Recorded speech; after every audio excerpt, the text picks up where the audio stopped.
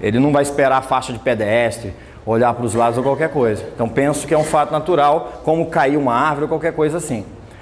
De quem é a responsabilidade civil aqui?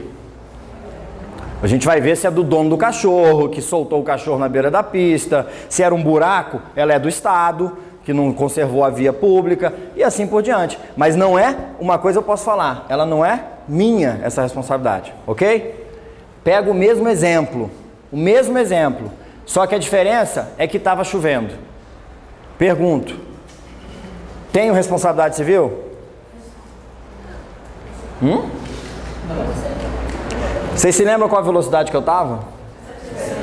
O que acontece quando chove? Qual é o comando do código? Redobrar a tensão, reduzir velocidade, aumentar distância do carro da frente. Então, se eu não fiz isso, agora eu agi com culpa? Agi. Aqui eu fui negligente, né? Deixei de observar um comando claro da lei, tá? Perceberam a diferença? Por causa da chuva? Agora, coloque isso em Brasília. Coloque esse exemplo em Brasília. Tá aqui o eixão. Você tá aqui, o carro tá aqui, tem a testemunha aqui. Tem outra testemunha aqui. Como é que chove em Brasília?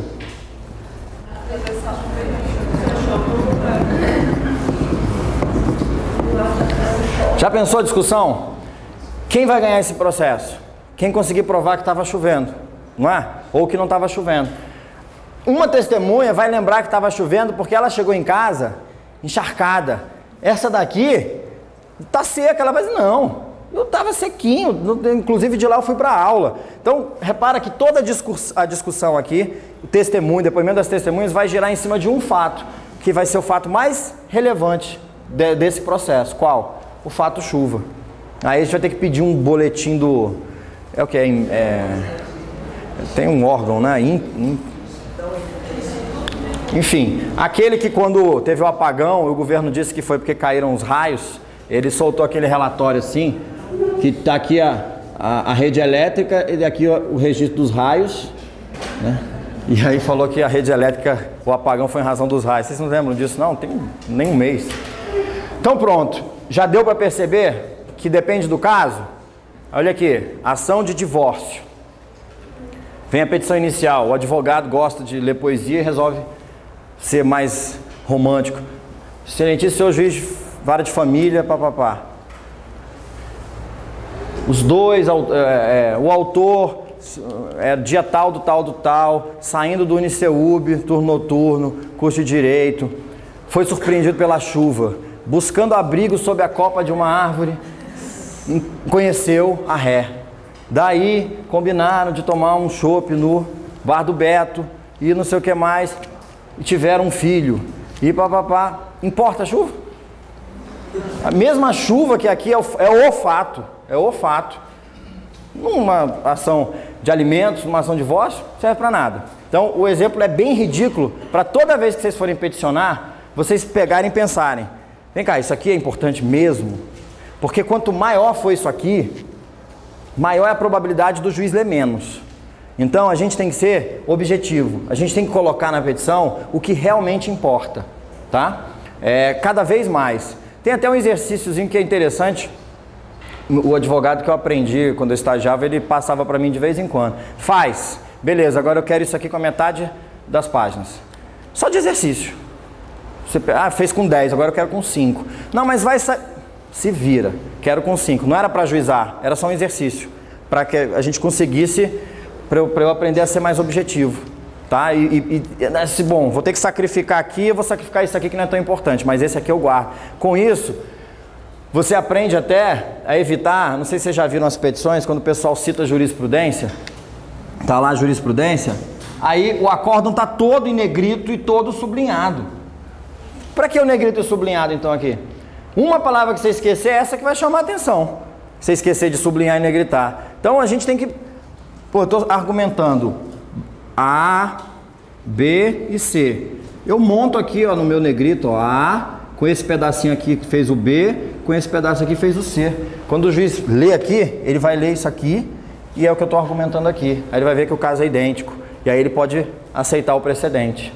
Percebe? Que são detalhezinhos, mas que fazem uma diferença na hora, tá? Então, quando for falar de fatos, fatos relevantes e pertinentes. Direito.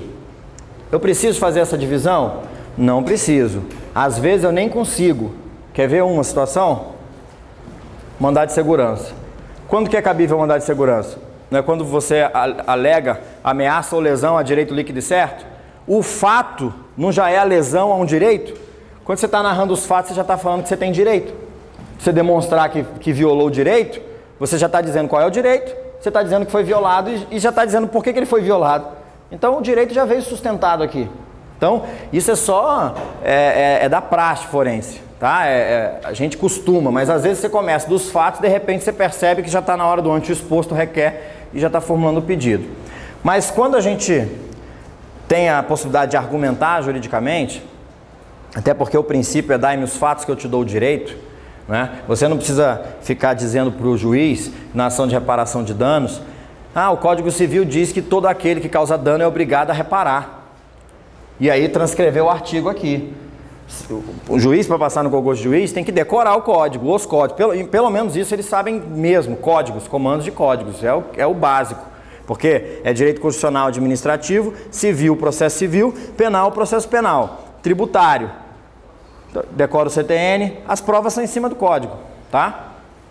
Se vocês fizerem concurso para juiz na Bahia, que é o CESP que faz, vocês já viram a prova de juiz da Bahia? É sem consulta. Segunda fase sem consulta. 2 sentenças, uma cível e uma criminal. A cível tudo bem, a gente ainda se vira. A cível dá para se virar. Agora é criminal. O cara te dá 4 páginas de caso, crimes que ocorreram em concurso, tanto material quanto formal, passando por estados, e aí pronto. E aí você tem que sentenciar.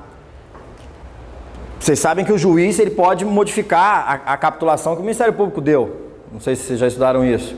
Então, você fazendo concurso para juiz, você tem que... Não, isso aqui está errado, né? Eu vou ter que condenar esse cara em 4 crimes aqui.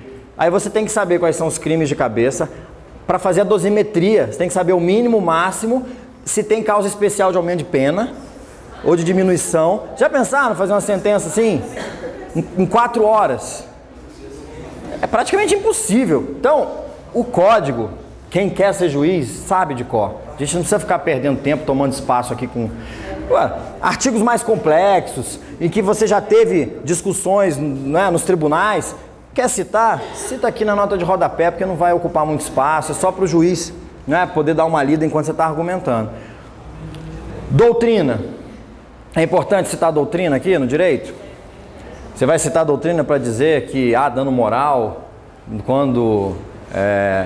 sei lá, extravio de bagagem em voo internacional.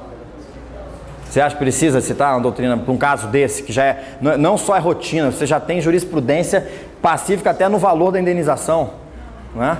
Então não precisa. Agora, você está inventando uma tese nova, ou é um instituto muito novo, que no Brasil a gente de vez em quando traz institutos de outros ordenamentos. Pega, por exemplo, quando o Código de Defesa do Consumidor foi publicado, entrou em vigor, eu lembro que eu estava na faculdade, 10 anos depois, ainda tinha, o TJ de São Paulo se recusava a aplicar o artigo que falava em inversão do ônus da prova, na relação de consumo, porque achavam um absurdo. Desembargador em São Paulo, 60 anos de idade, 60 anos em... Isso, 95, quando que o cara estudou na faculdade? Vamos pensar, qual era a Constituição em vigor? 37.